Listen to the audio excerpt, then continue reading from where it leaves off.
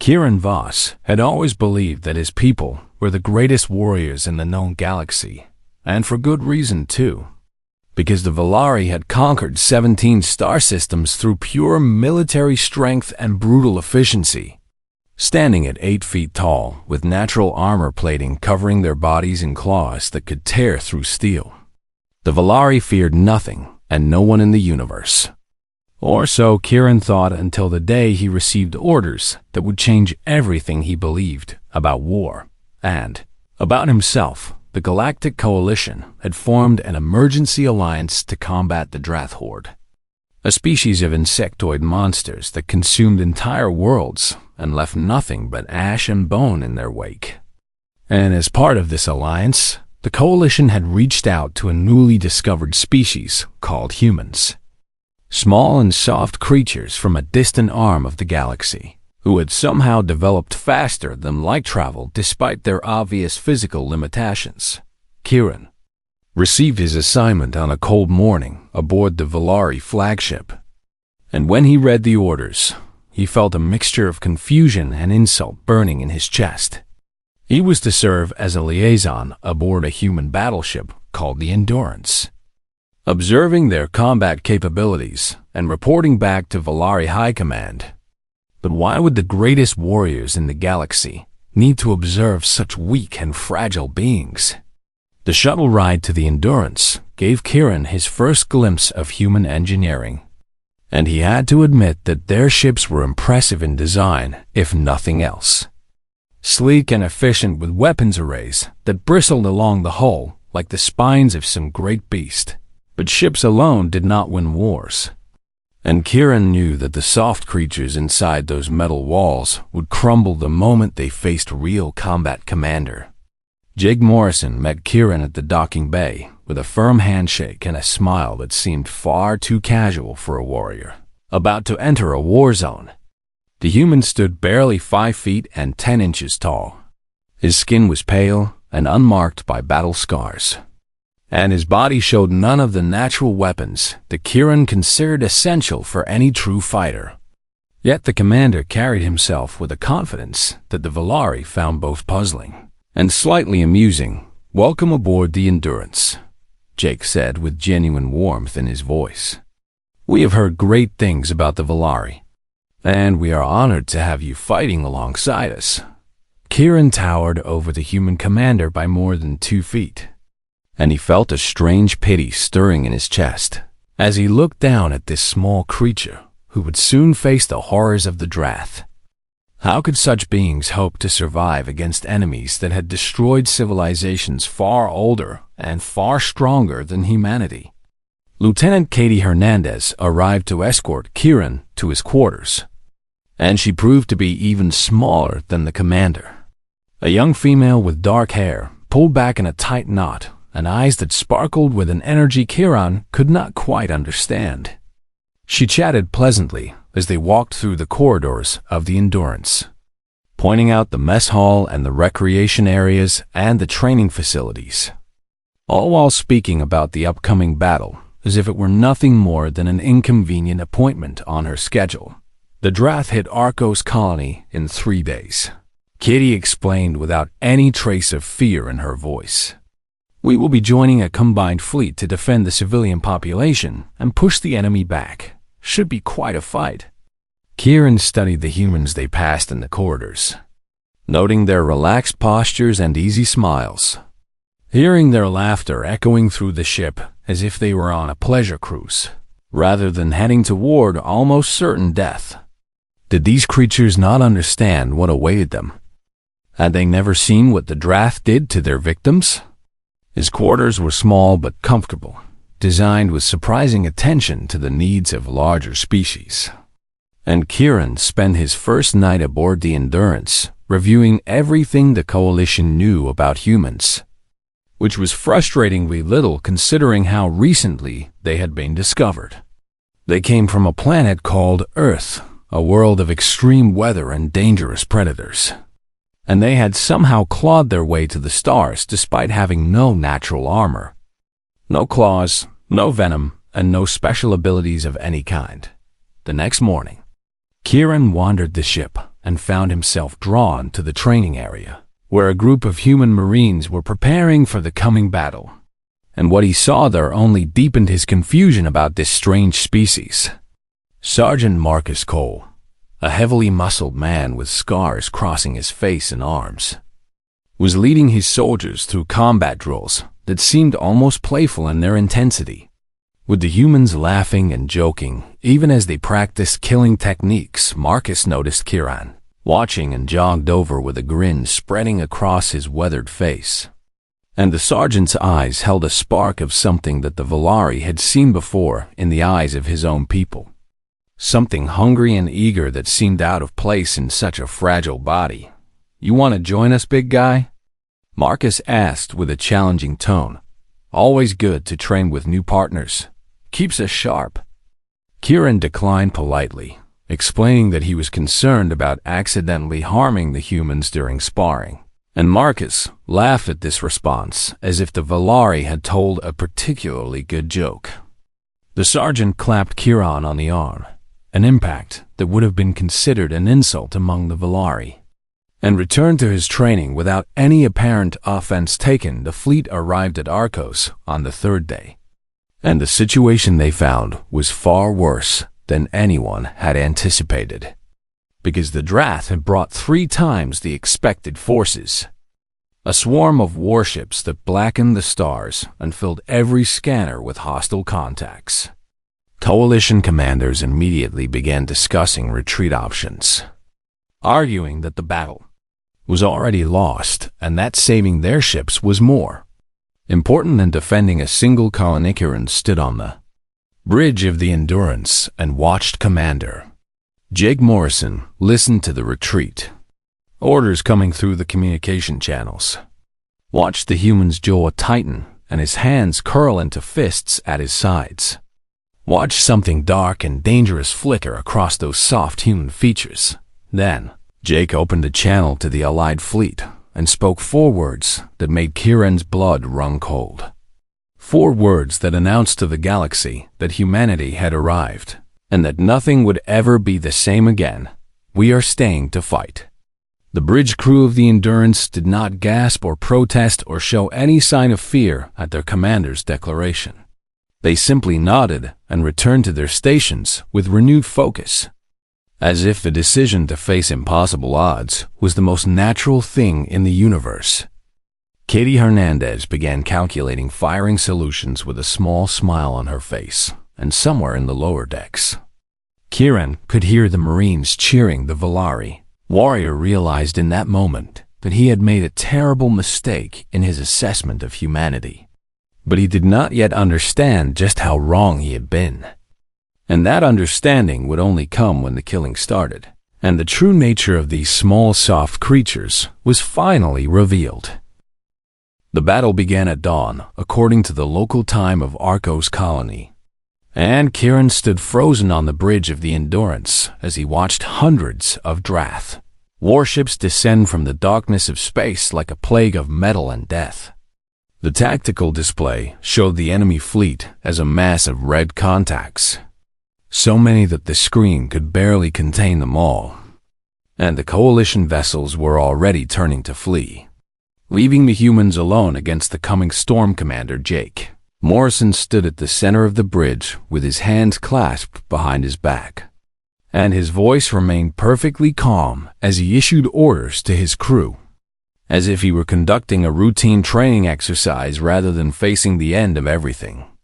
There was no tremor in his words, no hesitation in his commands, just the steady confidence of a man who had already accepted whatever fate awaited him and had decided to meet it standing tall. "All batteries prepare to fire on my mark," Jake announced to the ship. "Let us show these things what humanity is made of."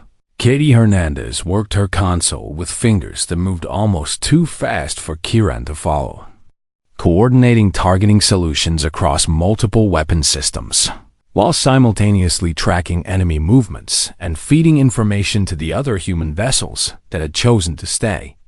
Her face was a mask of concentration, her eyes locked on her screens, and when Kieran looked closely, he could see that her hands never trembled even once. The first wave of Drath ships came within range, and the Endurance opened fire with everything it had. Plasma cannons and missile batteries and energy weapons all screaming into the void at once. The enemy vessels exploded in brilliant flashes of light. But for every ship that died, 10 more took its place. And the Drath kept coming with the mindless determination of insects swarming toward a Flama Karan had fought the Drath before. He had seen their brutality and their hunger and their complete lack of mercy. And he knew what would happen if they reached the ship. The Drath did not take prisoners. They did not negotiate. They simply killed and consumed and moved on to the next target. And yet the humans around him showed no signs of the fear that any reasonable creature should feel in this situation. Then, the boarding alarms began to scream throughout the Endurance. And Kieran felt his stomach drop as he realized that the Drath had launched their assault pods. Hundreds of small craft filled with warriors designed for nothing but close combat. The pods struck the hull of the human ship with impacts that shook the deck beneath Kieran's feet. And he could hear the sound of metal being torn apart as the enemy began to force their way inside. Security teams to all breach points. Jake ordered without any change in his tone. Give them hell. Kieran expected the humans to panic, to scatter and hide and wait for death to find them in whatever dark corner they could reach, but that was not what happened at all. Instead, the crew grabbed weapons from storage lockers and ran toward the sounds of battle, actually running toward the monsters that were trying to kill them. And Kieran could hear war cries echoing through the corridors as the humans charged into combat. He followed Sergeant Marcus Cole and his Marines to Deck 7, where one of the largest breaches had occurred. And what he found there made him stop in his tracks with his mouth hanging open in disbelief. The Drath warriors were pouring through a hole in the hull, their insectoid bodies covered in natural armor and bristling with blades and claws, each one standing nearly as tall as a Valarian. Built for nothing but killing, Marcus Cole did not hesitate. For even a single heartbeat, the sergeant charged directly into the enemy formation with a scream that seemed to come from somewhere deep and primal, a sound that Kieran had never heard from any species in all his years of warfare. The other Marines followed their leader without question, crashing into the Drath like a wave of fury and violence. And the sound of combat filled the corridor with its terrible music. Private Danny Ruiz took a blade through his shoulder in the first seconds of the fight, and Kieran was certain the young human would fall. But Danny simply grabbed the Drath arm that had wounded him and broke it with a savage twist before driving his combat knife into the creature's throat. Blood poured from his wound, more blood than Kieran thought a human body could afford to lose. Yet Danny kept fighting with a ferocity that defied all logic and reason. Corporal Samantha Liu emptied her rifle into the enemy ranks and then used the weapon as a club when the ammunition ran out, swinging it with both hands and cracking Drath skulls with each impact. She was screaming something in a human language that Kieran did not understand, words that sounded like curses and prayers mixed together. And her eyes burned with a fire that made the Valari warrior take a step backward. Kieran realized with sudden shame that he was standing still while the humans fought and died around him, and he forced his body to move, forced his claws to engage the enemy. But even as he fought, he could not tear his eyes away from the spectacle of human warfare. These small and fragile creatures were not simply fighting to survive. They were fighting with a joy that bordered on madness, as if the battle itself was the point rather than the victory. A Drath warrior lunged at Marcus Cole with both blades extended, and the sergeant caught the creature's arms and held them back through sheer strength of will, his muscles straining and his teeth bared in a snarl that would have frightened any predator.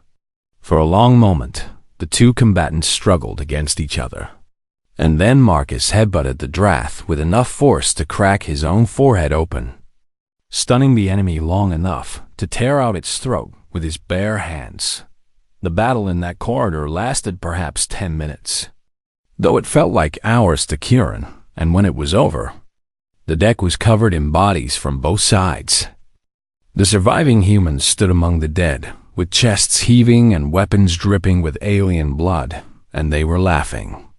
Actually laughing as if they had just finished a particularly exciting game rather than a fight for their lives. Marcus Cole wiped blood from his face and looked at Kieran with that same hungry grin he had worn during training. And the sergeant spoke words that the Valari would never forget. "That was a good warm-up," Marcus said with genuine pleasure in his voice. "The real fight is just getting started." Kieran looked at the carnage surrounding them, looked at the wounded humans who were already binding their injuries and preparing to continue, looked at the savage joy in their eyes. And he felt something he had never experienced in all his years as a warrior. He felt afraid not of the Drath, not of death, but of the small soft creatures standing beside him who had somehow transformed themselves into something far more terrifying than any enemy he had ever faced. The fighting spread through the Endurance like a disease, with Drath warriors breaching the hull at dozens of points and human defenders rushing to meet them at every location. And Kieran found himself separated from Marcus Cole and his Marines during the chaos.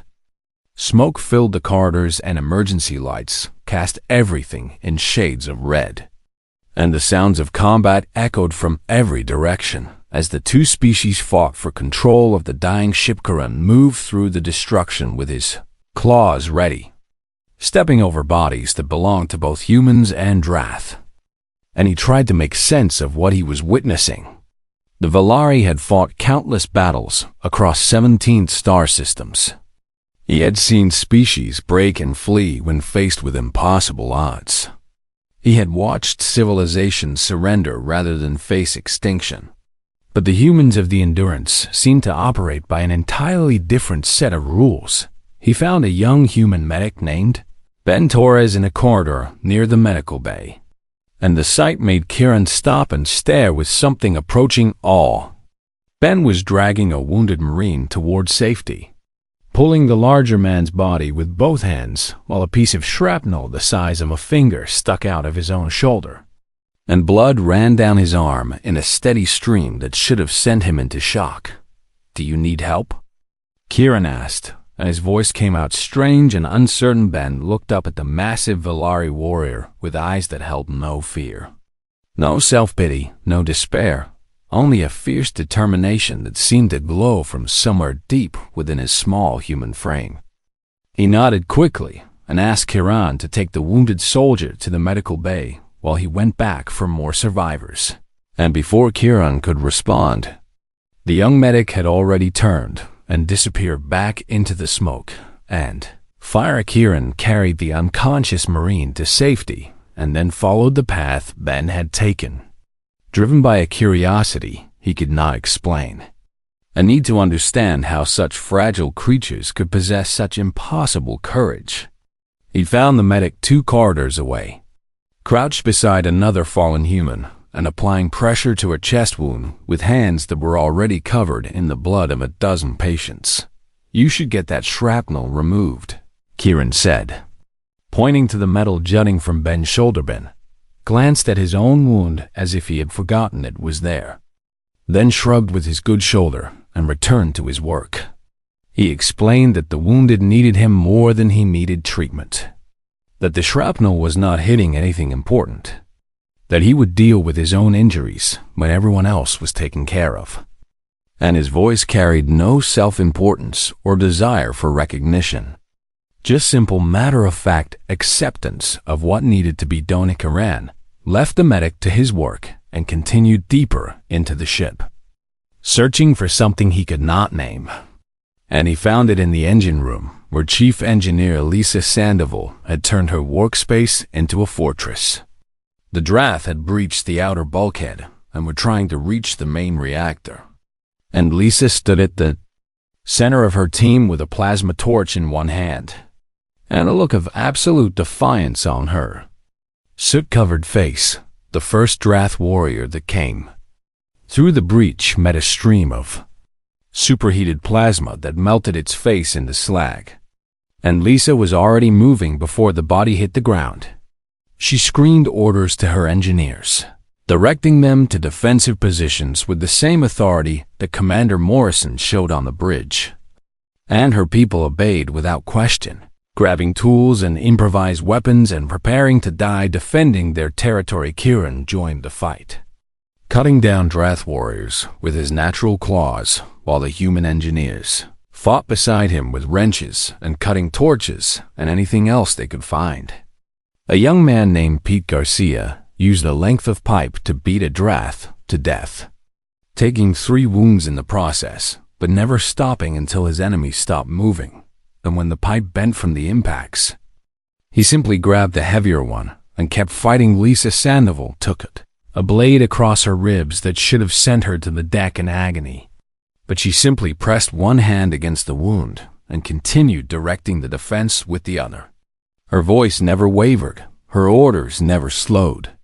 And when another Drath lunged at her, she shoved the plasma torch into its mouth and pulled the trigger, filling the corridor with the smell of burning meat.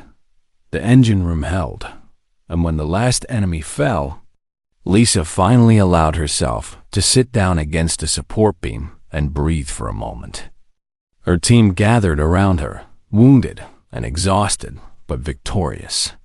And they shared looks of pride and satisfaction that Kieran had only ever seen among the greatest Volari warriors. After the most challenging battles, Kieran made his way back to the bridge, needing to see how the overall battle was progressing. And what he found there only deepened his understanding of human nature. Commander Jake Morrison still stood at his station despite a wound in his side that had soaked his uniform with blood. And he was refusing all offers of medical attention while the fight continued, insisting that his crew needed leadership more than he needed bandages. Katie Hernandez had taken a gash to her forehead at some point, and blood had dried on her face in streaks that made her look like some ancient warrior from human mythology.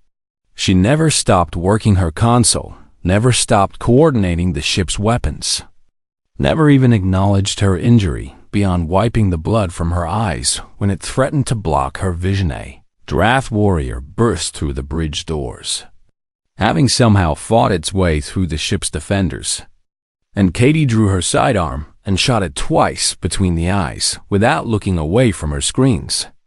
The creature fell dead at her feet, and she stepped over the body and continued her work as if nothing unusual had happened at Kieran stood among these impossible beings and finally understood what he was witnessing. The humans had not transcended fear. They had not eliminated their survival instincts. They had done something far more impressive and far more terrifying. They had taken their fear and their pain and their awareness of their own fragile mortality, and they had transformed those weaknesses into fuel for a kind of violence that the galaxy had never seen before. Where other species fought to survive, the humans fought as if survival was merely a pleasant side effect of victory. They did not hope to live through the battle. They demanded that their enemies die in it, and they were willing to sacrifice everything to make that demand real. Kieran realized that he was shaking, and for the first time in his life, the sensation had nothing to do with anticipation or excitement. He was afraid, truly and deeply afraid, not of the Drath who were trying to kill them all, but of the humans who had shown him what true warriors looked like, and they were only getting started. The battle had raged for 6 hours without pause, and the Endurance was dying around them, venting atmosphere from a dozen breaches, while fires burned in sections that had lost all power. Half the crew was dead or wounded.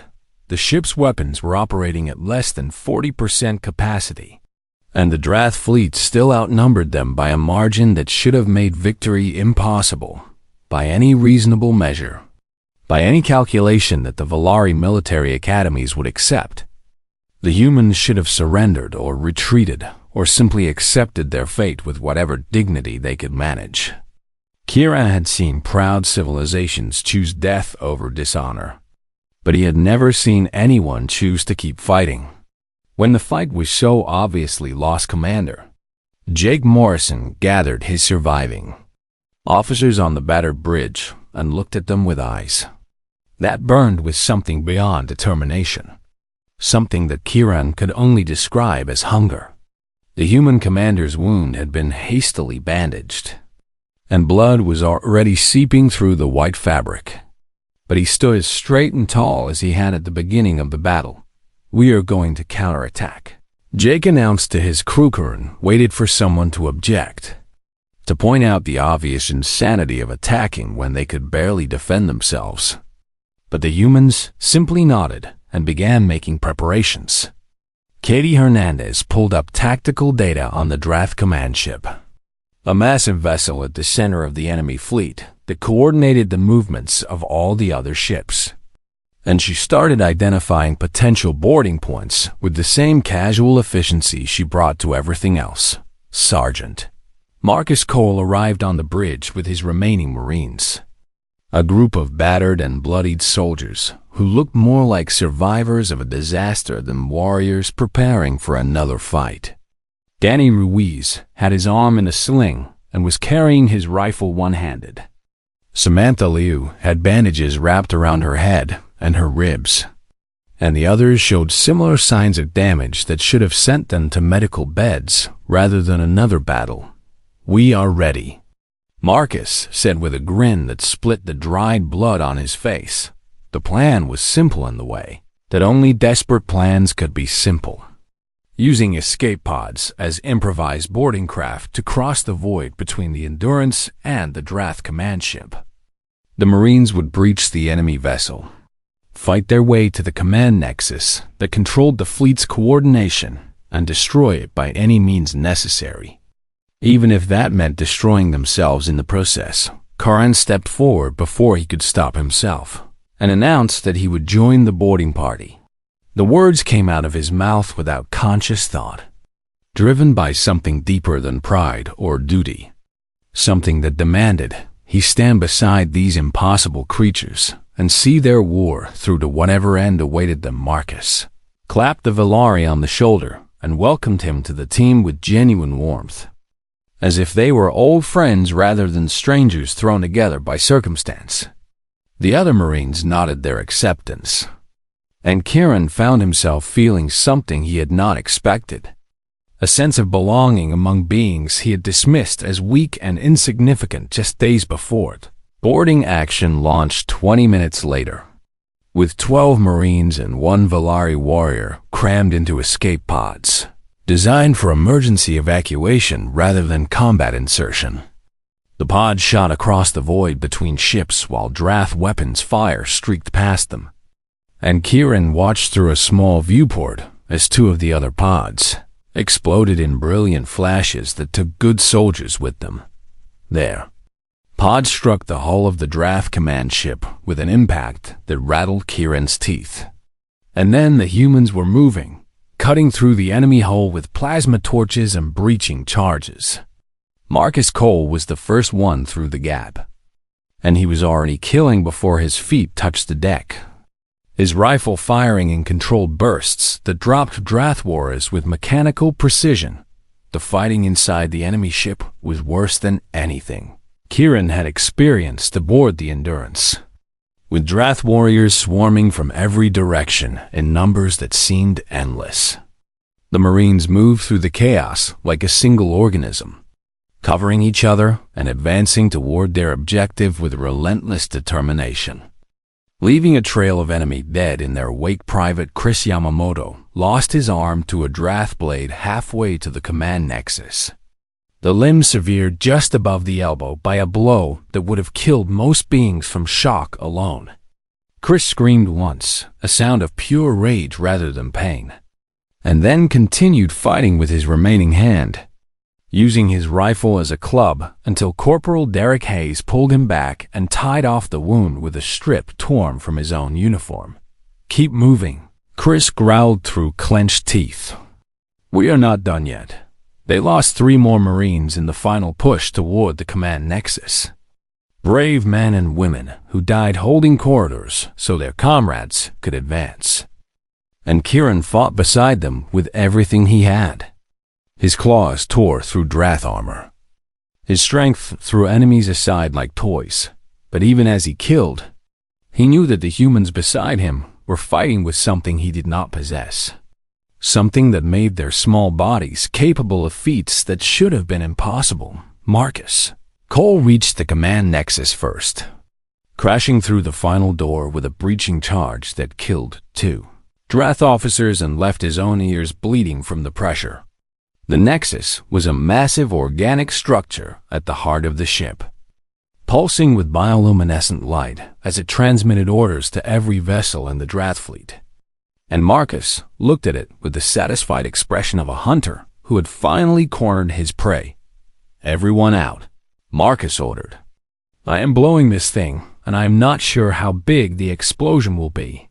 The surviving Marines began to retreat, but Kieran stayed, helping Marcus set the charges, while the sergeant worked with hands that were steady despite the blood loss and exhaustion.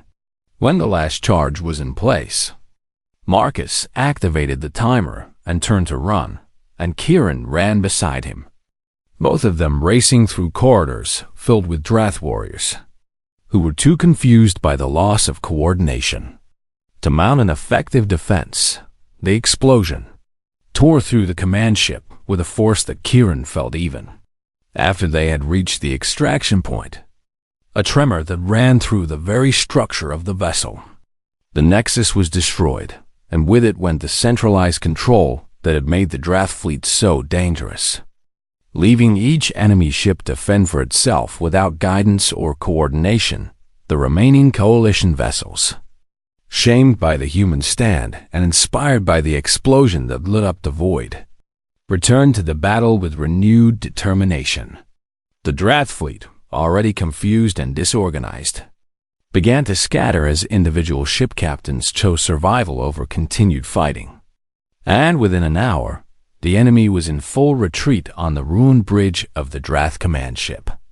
Surrounded by the bodies of fallen enemies, Marcus Cole pulled off his helmet and grinned through the blood covering his face. He looked at Kieran with eyes that sparkled with exhaustion and triumph. And the sergeant spoke words that captured everything the Valari had learned about humanity in a single, simple phrase. "Good fight." "Big guy," Marcus said. "Good fight." Kieran looked at the battered Marines around him, at their wounds and their exhaustion and their unbreakable spirit, and he realized that he had been wrong about everything. These humans were not weak. They were not fragile. They were something the galaxy had never seen before, and they had just changed the course of history through sheer refusal to accept defeat. The aftermath of the Battle of Arcos would be studied by military academies across every civilization in the Galactic Coalition for centuries to come, analyzed and debated, and held up as an example of what was possible when warriors refused to accept the limits of possibility. A single human battleship and its crew had held the line against overwhelming odds, had turned a certain defeat into an impossible victory, and had inspired the retreat of an enemy that had never known fear before that day. The Endurance limped away from the battlefield with less than half its crew still alive and less than a quarter of its systems still functioning. A broken shell that somehow continued to move through space toward the nearest repair station. Kieran sat in the medical bay, watching the human wounded receive treatment, and he could not stop thinking about everything he had witnessed in the past hours. Ben Torres, the young medic who had saved so many lives during the battle, was finally receiving treatment for his own injuries after refusing care for as long as there were other patients who needed him. The shrapnel had been removed from his shoulder, and he was joking with the nurses while they stitched the wound closed, laughing about how his mother would be upset when she saw the new scar he had earned. Danny Ruiz sat in the bed beside Ben, his arm wrapped in bandages and suspended in a regeneration sleeve that would help rebuild the damaged tissue. And he was already talking about when he would be cleared to return to active duty. The young private showed no self-pity about his wounds, no anger about the pain he had suffered. only eagerness to get back into the fight and stand beside his brothers and sisters once more. Samantha Lou had refused a bed entirely, insisting that her injuries were minor enough to treat while sitting in a chair. And she was helping the overworked medical staff by organizing supplies and keeping records. Her bandaged head and bruised face made her look like she had been through a war, which of course she had. But her eyes were clear and focused on the work that still needed to be done. Commander Jake Morrison appeared in the doorway of the medical bay, and Kieran noticed that the human commander had finally allowed someone to properly treat his wound, though he was already back on his feet and moving through the ship. Jake carried 2 cups of a dark human beverage called coffee, and he walked over to where Kieran sat and offered one of the cups with a tired smile. "Mind if I sit with you for a while?" Jake asked, and Kieran nodded without speaking. The human commander lowered himself into a chair beside the Valari warrior, moving carefully to avoid straining his injured side. And for a long moment, neither of them said anything. They simply sat together in the medical bay, surrounded by the wounded and the exhausted, listening to the sounds of a ship struggling to survive and a crew refusing to give up. Kieran finally asked the question that had been burning in his mind since the battle began. The question he needed answered more than he had ever needed anything in his life. He asked how the humans could fight like that, how they could face certain death without flinching, how they could transform themselves into something that terrified even the fearless Valari, who had conquered 17 star systems. Jake took a long drink of his coffee before answering, his eyes distant as he considered the question that so many species had asked about humanity over the years. When he spoke, his voice was quiet and thoughtful, the voice of a man who had spent many long nights thinking about the same things Kieran was struggling to understand. "We are not special," Jake said. "We are not stronger or faster or smarter than most species in the galaxy. And we know that better than anyone because we spent thousands of years killing each other over every scrap of land and every drop of water on our world. We have stared into the void since we first learned to look up at the stars. And we have always known that the universe does not care about us, does not want us to survive, does not owe us anything at all." Kieran listened in silence as the human commander continued, and every word seemed to fit into place like pieces of a puzzle he had been trying to solve since he first stepped aboard the Endurance. "Fear is not our enemy," Jake explained. "Fear is our oldest companion, our most reliable teacher, the voice in our heads that tells us when we are about to die. Other species try to eliminate fear, to transcend it, to become something that does not feel afraid. But we learned a different lesson somewhere along the way. We learned to make fear work for us, to take that energy and transform it into something useful, something that keeps us moving when everything else says we should stop." Katie Hernandez walked past the medical bay, her head still bandaged, but her steps steady and strong. And she paused to check on the wounded before continuing to whatever task awaited her next. She caught Kieran's eye and gave him a small smile, the same casual warmth she had shown him on his first day aboard the ship, as if nothing had changed despite everything they had been through together. "The Coalition wanted to ally with us because they saw our technology and our ships and our numbers," Jake said. "But that is not why they should have wanted us. They should have wanted us because we are the species that looks at impossible odds and sees a challenge, that faces extinction and gets angry instead of afraid, that refuses to accept defeat even when defeat is the only logical outcome." Kieran understood then why the Galactic Coalition had been so eager to bring humanity into their war against the Drath Horde.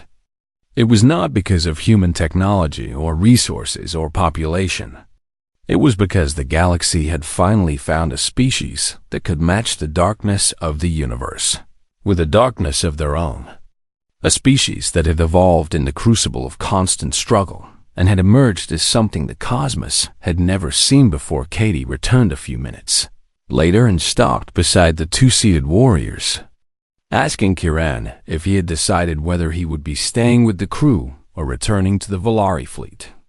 Her voice was casual, but Kieran could see the genuine interest in her eyes, the hope that he would choose to remain among them. He looked around the medical bay at the battered humans, at their wounds and their losses and their unbreakable spirit. He thought about Marcus Cole and his hungry grin, about Ben Torres running back into danger to save more lives, about Lisa Sandoval standing in her engine room with a plasma torch and a refusal to surrender. He thought about everything he had witnessed and everything he had learned, and he gave the only answer he could. He said, "Yes." Katie's smile widened, and Jake nodded with satisfaction. And somewhere in the medical bay, Danny Ruiz let out a whoop of approval that made the nurses scold him for disturbing the other patients. Kieran felt something warm spreading through his chest, something that felt like belonging, like home, like the beginning of something new and wonderful and terrifying all at once as the Endurance continued its slow journey towards safety. Kieran composed a message to his people back on the Volari homeworld. He wrote that he had faced true terror the moment he joined humans in battle, but that the terror had not come from the enemy they fought or the death they faced. The terror had come from the realization that in all the endless wars of the galaxy, in all the conflicts that had shaped civilizations and destroyed empires, no one had ever faced an enemy quite like humanity, and he was grateful, more grateful than he could express, that they were on his side. The stars stretched out before the wounded ship like an endless sea of possibility. And somewhere out there, the Drath were regrouping and planning their next attack. But the humans of the Endurance were not afraid, and neither was Kieran, because they had discovered something that the enemy would never understand. They had discovered what true warriors looked like, and they would never forget.